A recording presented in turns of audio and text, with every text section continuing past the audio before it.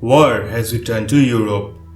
In January 2022, Russian officials issued an ultimatum to the West, demanding written guarantees against NATO's further eastern expansion. President Vladimir Putin wanted Ukraine and other former Soviet states to be banned from ever becoming members of the organization.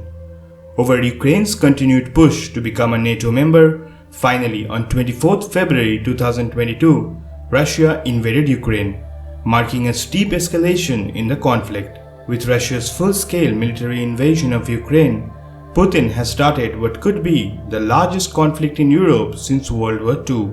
In today's episode of History Simplified, we take a look at the long and convoluted history of these two countries, which could have led to where we are today.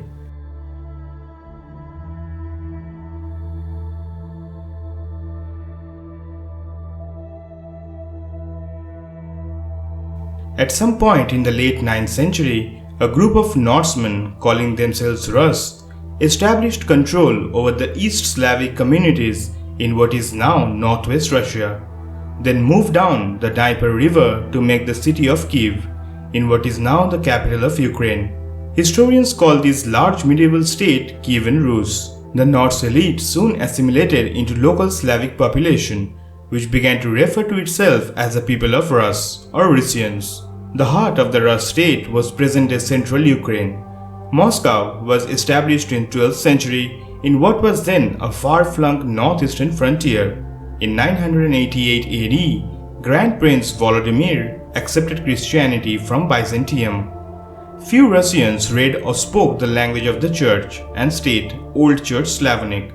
Instead, they spoke a host of East Slavic dialects from which the present Ukrainian, Belarusian and Russian languages would eventually develop. In the mid-13th century, the loose federation of Rus principalities was easily conquered by the Mongol Empire, but Russia and Ukraine still contest the glorious legacy of medieval Rus.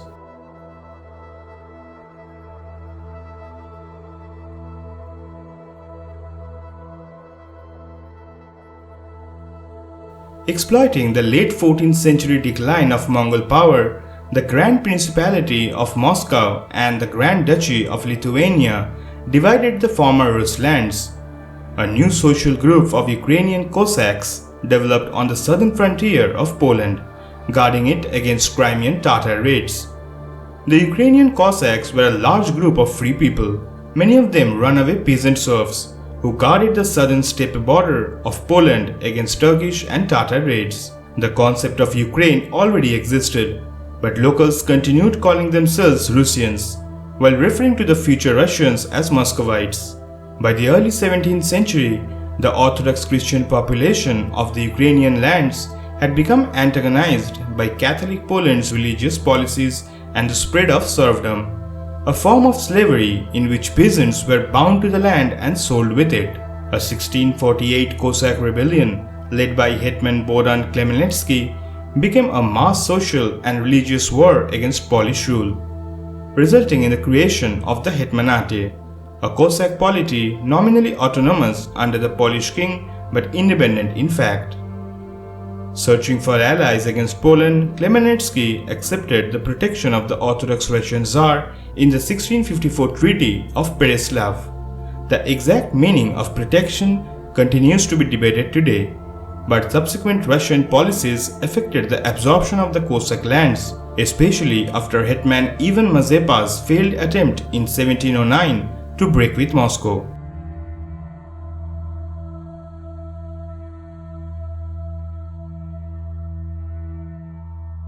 With the collapse of the Russian monarchy in 1917, under the strain of war and political discord, patriotic Ukrainians established their coordinating body, the Central Rada, which soon developed into a revolutionary parliament. The Russian Provisional Government granted Ukraine autonomy under the name of the Ukrainian People's Republic or UNR, but the Bolsheviks subsequently refused to recognize it and invaded Ukraine in order to include it in the Soviet state. The UNR declared full independence in January of 1918 and signed a peace treaty with the Central Powers in Brest before the Bolsheviks did the same. The German authorities installed a Ukrainian monarch under the historic title of Hetman, But the UNR returned to power after the end of the First World War and proclaimed unification with the Ukrainian lands of the former Austro-Hungarian Empire.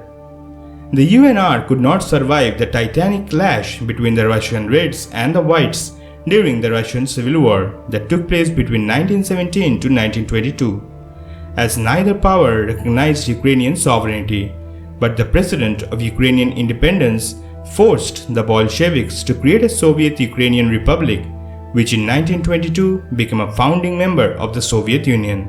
However, in the early 1930s, Stalin returned to the unfinished task of crushing the Ukrainian political nation, which developed during the revolution.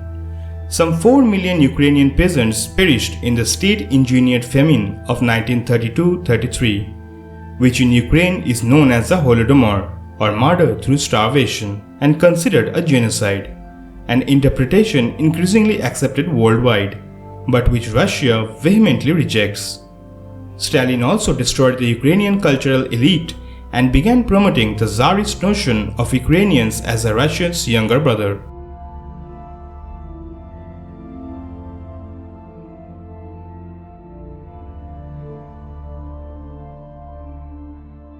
Following up on his agreement with Hitler on the division of East Central Europe between them, Stalin invaded Poland in September 1939 and incorporated into the Ukrainian SSR, the Ukrainian lands that Poland had kept after its brief war with the Bolsheviks in 1919, a stalemate which ended Lenin's dream of the Red Cavalry bringing the revolution to Europe. At the Yalta Conference in 1945, after the end of the Second World War, Churchill and Roosevelt allowed Stalin to keep these territories. The Soviets also pressurized Czechoslovakia into giving up its Russian lands. The resulting enlarged Ukrainian SSR came to incorporate nearly all the territories with an ethnic Ukrainian majority under its energetic party boss Nikita Khrushchev. Khrushchev thereby achieved a long-standing aim of Ukrainian patriots to create a unified Ukraine, but pursued a course of cultural assimilation into Russia rather than promoting Ukrainian autonomy.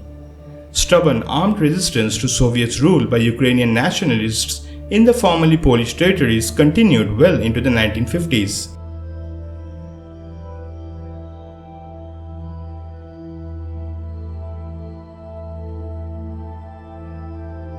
Although attached by land only to Ukraine, Crimea, Ukraine's southern Crimean peninsula, became an autonomous republic within Russia in 1921, partly because of the peninsula's strategic significance.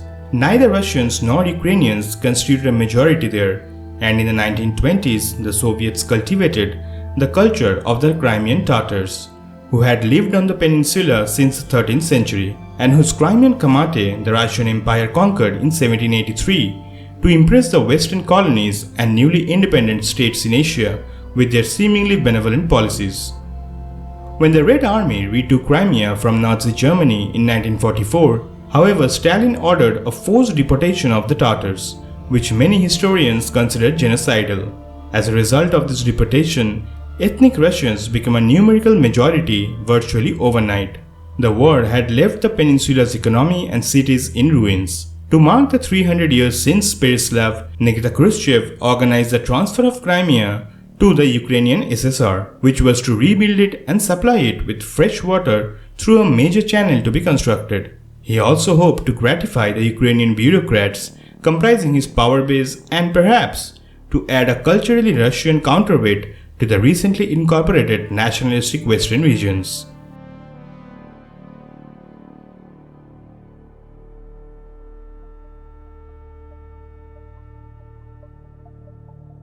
When Mikhail Gorbachev's loosening of ideological controls resulted in the mass rejection of Soviet communism, Ukrainian and Russian democratic activists worked together to usher in the new political era, such as freedom of speech and free elections. Russian President Boris Yeltsin's administration did not try to preserve the Soviet Federation, but rather sought an independent Russia. This made Yeltsin a natural ally of President Leonid Kravchuk of Ukraine, but only as long as both rejected Soviet legacy. The Ukrainian referendum in December of 1991 spelled the end of the Union, and Russia, Ukraine and Belarus initiated its formal dissolution. However, with economic reforms stalling in the early 1990s, Yeltsin and other Russian figures increasingly appealed to the domestic nationalists nostalgic for the Soviet Empire by criticizing Ukrainian cultural policies and questioning the transfer of Crimea.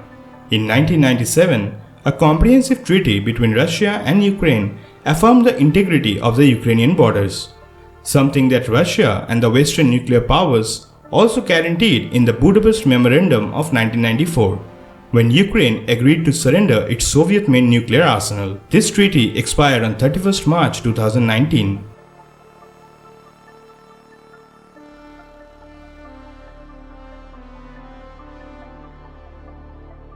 When a popular revolution in Ukraine removed the pro-Russian president Viktor Yanukovych and brought to power pro-Western democratic forces, an act approved by the parliament and confirmed by snap presidential elections, the Russian authorities took advantage of the turmoil to establish military control over Crimea.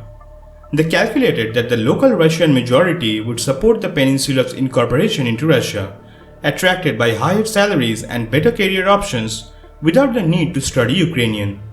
But the sham referendum on joining Russia produced implausible results, and the world community, aside from a few pro-Russian outliers like North Korea, Syria, and Venezuela, decisively condemned the annexation. Facing punitive Western sanctions, Russian authorities in Crimea began to repress local Ukrainian and Crimean Tatar activists. Having ensured its control over Crimea, Russia also fomented rebellions in other southwestern Ukrainian provinces, where the dominant regional parties have long cultivated pro-Russian attitudes. But this strategy only worked in the Donbas region, a depressed industrial region with a Russian-speaking majority. When Ukrainian troops tried to re-establish controls, President Putin's administration covertly sent regular army units to support the pro-Russian separatists and Russian volunteers. The active phase of the war lasted until the fall of 2015, with renewed escalation in 2017 and in early 2020.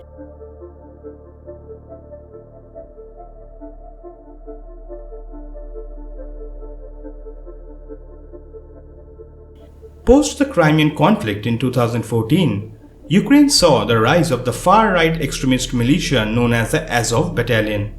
Azov formed as a volunteer paramilitary militia in May of 2014 and has since been fighting Russian forces in the Donbas region. It first saw combat recapturing Mariupol from Russian forces and pro-Russian separatists in June 2014. It initially operated as a volunteer police company until it was formally incorporated into the National Guard on 11th November 2014. In the wake of the 2022 Russian invasion of Ukraine, the battalion gained renewed attention for its use by Russia in justifying the invasion and during the siege of Mariupol for its role in the defense of the city. The battalion drew controversy over allegations of torture and war crimes, as well as association with neo-Nazi ideology. Azov uses controversial symbols including the Wolfsangel insignia used by the divisions of the Waffen-SS and Wehrmacht during the World War II. In 2015, Andrei Dyachenko, a spokesperson for the Azov Brigade, told USA Today that 10 to 20% of the group's members are actually Nazis. A provision in the Consolidated Appropriations Act of 2018, passed by the United States Congress, blocked any military aid to Azov due to its white supremacist ideology. In 2015, however, a similar ban was overturned by Congress.